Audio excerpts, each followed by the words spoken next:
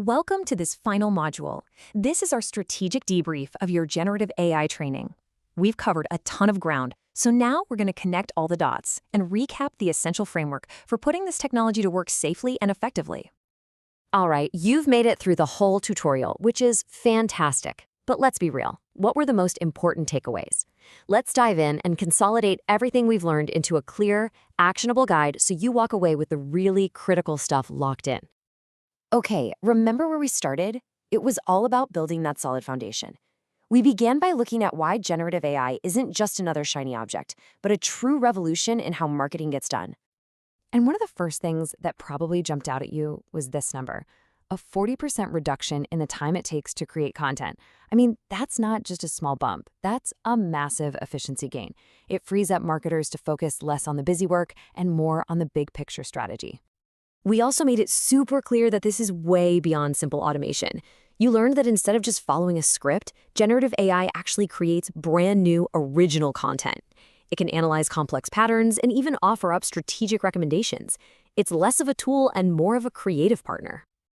And this quote, this just perfectly nails the core idea of this whole training. AI is an incredibly powerful assistant, but it's not a replacement for you. It's there to amplify your skills, but your strategic thinking and your brand intuition, that's what makes the magic happen.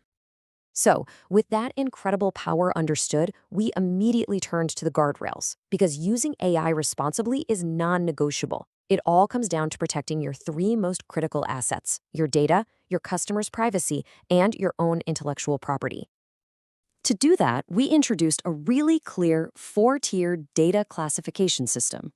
By labeling info as public, internal, confidential, or restricted, you've got a simple guide for deciding which AI tools are safe to use for what task. Then, of course, we had to get into the major privacy regulations like GDPR and CCPA/CPRA. We saw how these rules directly impact how you can use AI with customer data. This isn't just a suggestion, it's a must-know for staying compliant. And finally, we covered protecting your IP. And we're talking way more than just logos here. It's about safeguarding your unique campaign ideas, your strategic plans, and all the secret sauce that gives your brand its competitive edge. Okay, so with the foundation laid and the guardrails in place, we got to dive into the really fun part, the practical applications. This is where we saw how AI gets put to work across all your core marketing functions. For content creation, you learned how to dramatically speed up everything from blog posts to social ads. The real key, though, was learning how to scale up that production without losing your unique brand voice. When it came to campaigns, we saw how AI can enhance every single stage, from initial planning and segmenting your audience, all the way to personalizing content at a scale that used to be pretty much impossible.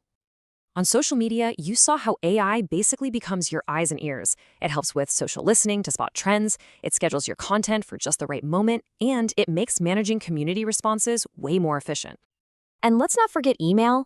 We explored how AI can seriously supercharge your email marketing, helping with everything from writing better copy to automating complex workflows and improving your lead scoring.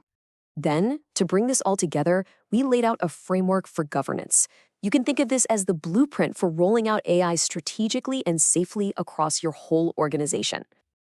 You learned a pretty simple four-phase approach for successful adoption. First, you assess the opportunities. Then, you run pilot programs to test things out. After that, you scale what works. And finally, you always optimize. Assess, pilot, scale, and optimize. So what's next? Well, this is maybe the most critical step of all. It's about moving from this general knowledge to creating a plan that is completely customized for your organization and your specific goals. And on that note, it's really important to keep this in mind. This tutorial from Virtualization Options LLC offers general guidance, and it's intended for a typical organization. But every organization is unique and requires training tailored to its specific needs. This kind of specialized training is what addresses the tools and processes that can really help reduce risks and enhance productivity goals inside your organization. So please note that the guidance provided here may not be applicable to your specific situation, and it's offered without any warranty expressed or implied. And for that reason, we develop customized training only after collaborating closely with an organization to identify its unique needs and priorities. So, if you'd like more information on how to create an organization-specific training program, the person to get in touch with is Bob Slovic. That's spelled Slovick and pronounced Slovic. He's the Chief Technologist at Virtualization Options LLC, and you can email him at bob.slovic@virtualizationoptionsllc.com. Thanks so much for joining me.